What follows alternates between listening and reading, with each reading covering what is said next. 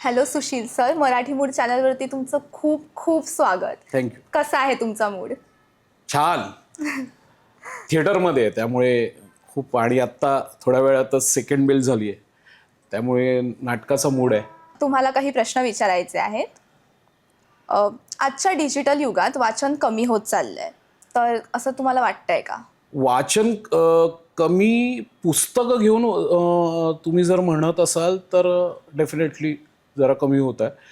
पण झालं आहे असं की काही डिजिटल ॲप्समुळे लोकं तिकडे वळले आहेत आणि ती काही वाईट गोष्ट नाही आहे मला असं वाटतं. पण तरी ही पुस्तक घेऊन वाचनातली जी गंमत आहे ती एक वेगळी आहे. तर काही प्रमाणात थोडा बदल झाला आहे हे मान्य आहे.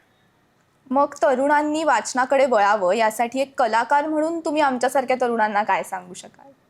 एकतर काय होतं की आपल्या रोजच्या जगण्यामध्ये ना खूप गोष्टी दडलेल्या असतात आणि तुम्ही जर अगदी झेंझी किंवा अशांना तुम्ही सांगितलं की लायब्ररी जा आणि पुस्तक घे आणि वाच तर ते शक्य नाही.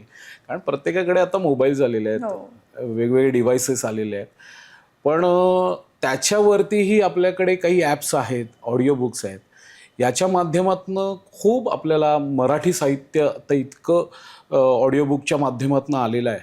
तर आपल्याला वेगवेगळे ऑप्शन्स आलेले आहेत ऑलरेडी. आणि ते जर आपल्यासारख्या तरुण मंडळींनी, मी स्वतःला आता 25 पर्यंत मानतो, पण डेफिनेटली त्यांनी खूप फरक पडेल मला असं वाटतं. आणि आवड निर्माण होण्यासाठी आपण थोडीशी सवड काढली पाहिजे. म्हणजे आपण जर गाणी ऐकतोय वॉकमॅनवरती किंवा आपल्या ब्लूटूथवरती, तर ऑडिओ बुक हे खूप उत्तम ऑप्शन्स आहेत आणि त्याच्यामध्ये अनेक कथा आहेत, कादंबऱ्या आहेत. तर मला असं वाटतं ते डेफिनेटली ते एक उत्तम पर्याय होऊ शकतो. तुम्ही लायब्ररीमध्ये पुस्तक जाऊन ते घेण्या इतपत किंवा त्याचा लायब्ररीचा मेंबर होण्या इतपत तुम्ही आत्ताच्या जनरेशनला फोर्स नाही करू शकत. कारण ते तेवढे इंटरेस्ट दाखवतील की नाही मला खरंच त्याच्याबद्दल मी साशंक आहे. पण ऑडिओ बुक आणि ह्या सगळ्या ज्या माध्यमातून आहेत तर आपण त्याचा नक्कीच फायदा घेऊन आपलं वाचन वाढवू शकतो. ओके, नक्कीच. साहित्य न वाचता कलाकार घडू शकतो का? हो, कारण काय होतं मला उलटं म्हणायचं आहे की साहित्य वाचल्याने कलाकार अतिशय समृद्ध होऊ शकतो. तो घडेल न घडेल हा वादातीत प्रश्न आहे. कारण मुळात काय होतं ना की साहित्याने तुम्हाला किंवा कुठल्याही कथा, कादंबऱ्या वाचनाने तुम्हाला त्या कथेमध्ये, त्या कादंबऱ्यामध्ये ना अनेक कॅरेक्टर्स भेटत जातात आणि एक वेगळं विश्व आपण आपल्या आपल्या इमॅजिनेशनमध्ये ते तयार करायला लागतो आणि डेफिनेटली त्या कलाकाराला पुढे जाऊन त्याचा खूप उपयोग होतो. हे मी स्वानुभवावरून सांगतोय तुम्हाला. तर कलाकाराला वाचन हे खूप महत्त्वाचं आहे असं माझं प्रामाणिक मत आहे. कारण तुम्हाला नुसतं कलाकार व्हायचं आहे की अतिशय उत्तम नट व्हायचं आहे हे ज्याचा त्याचा तो प्रश्न आहे आणि ज्याने त्याने ते ठरवावं. आणि जर तुम्हाला उत्तम समृद्ध कलाकार व्हायचं आहे तर डेफिनेटली तुम्हाला साहित्य हे वाचलंच पाहिजे. नक्कीच. खूप वेळा असं होतं आपण एखादं पुस्तक वाचतो, त्यामुळे आपला जगाकडे बघण्याचा पूर्ण दृष्टिकोनच बदलून जातो. बरोबर. तर तुमचं असं तुमच्या आयुष्यात असं कधी घडलंय का, की तुम्ही एखादं पुस्तक वाचलंय आणि त्या पुस्तकामुळे तुमचा विचार करण्याचा दृष्टिकोन पूर्णपणे बदलून गेलाय? दादरला राजा शिवाजी विद्यालयात शिकलो आणि आमच्याकडे तसं वाचनाची संस्कृती आणि खूप कल्चर आमचं तेव्हापासून खूप छान होतं.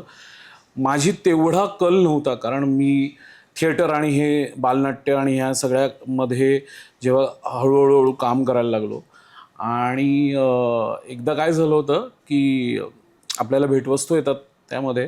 तर मला 8वीला मला आजही आठवतं आहे की मी पहिला माझ्या आयुष्यातला पहिला स्टेज परफॉर्म केला होता आणि एक बालनाट्य होतं, ती एकांकिका होती आणि त्याचं मला पारितोषिक स्वरूपात मिळालं होतं ते नेमाडेंचं कोसला. आणि हे काय एवढं पुस्तक आहे काय वगैरे आणि हे काय नाव आहे कोसला असं माझं जरा झालं होतं. पण एकदा मला आईनेच सांगितलं होतं की मिळालं आहे तुला पहिलं तुझं अभिनयाचं पारितोषिक मिळालं तर एकदा बघ ना काय आहे ते. कारण घरामध्ये सगळ्यांना वाचनाची फार आवड होती. मी तेवढा फार तसा तोपर्यंत इंटू झालो नव्हतो. पण जेव्हा मी कोसला वाचलं ना, आणि त्यातला आजही म्हणजे मला आत्ता बोलताना इतकं आठवतं येते की पांडुरंग सागवेकर आजही माझ्या कुठेतरी आज जोडलेला गेला, तो आठवत राहतो.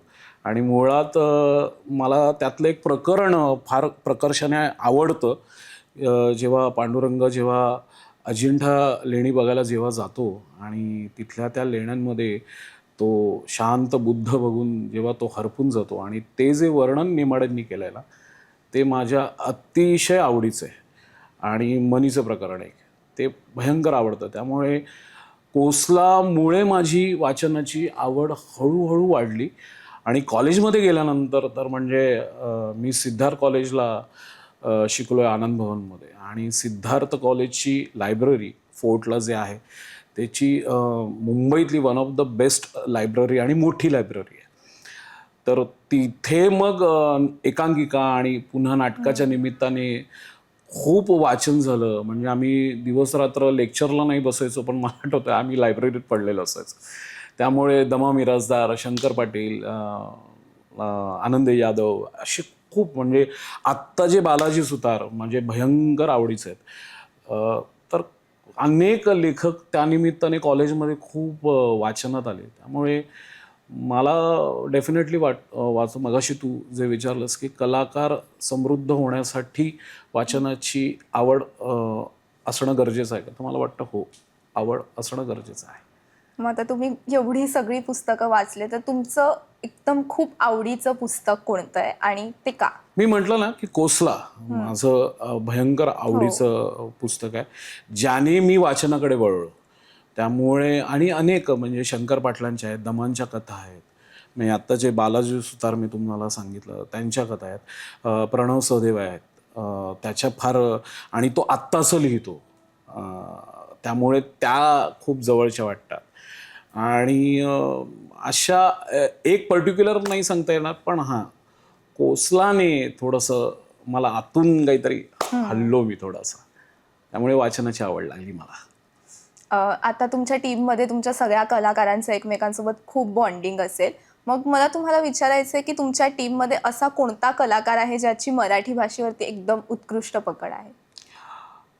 प्रशांत दामले हे जेव्हा नाटक करतात आणि त्यांच्याबरोबर जेव्हा सहकलाकार सगळे काम करतात, तेव्हा तो नाटकात सहकलाकारच असे घेतो की त्यांचं मराठीवरती बऱ्यापैकी प्रभुत्व असावं, कारण ती थिएटरची डिमांड असते, कुठल्याही नाटकाची डिमांड असते. त्यामुळे सगळेच खूप छान बोलणारे, आणि त्यांच्या वेगवेगळ्या प्रदेशातनं, कोणी नाशिकमधनं आलं आहे, कोणी सांगलीमधनं आलं आहे. मी मुंबईचा जन्म असला तरी माझं गाव कराड आहे, ऋषिकेचं सांगली आहे, अनघा नाशिकची आहेत, चिन्मय नाशिकचा आहे, प्रशांतदादा स्वतः वाईचा आहे. त्यामुळे आम्ही तिथलं प्रादेशिक मराठी, आम्हाला तिथली बोलीभाषा तर येतेच येते, आणि प्रमाण भाषा आपण म्हणतो ती पण येते.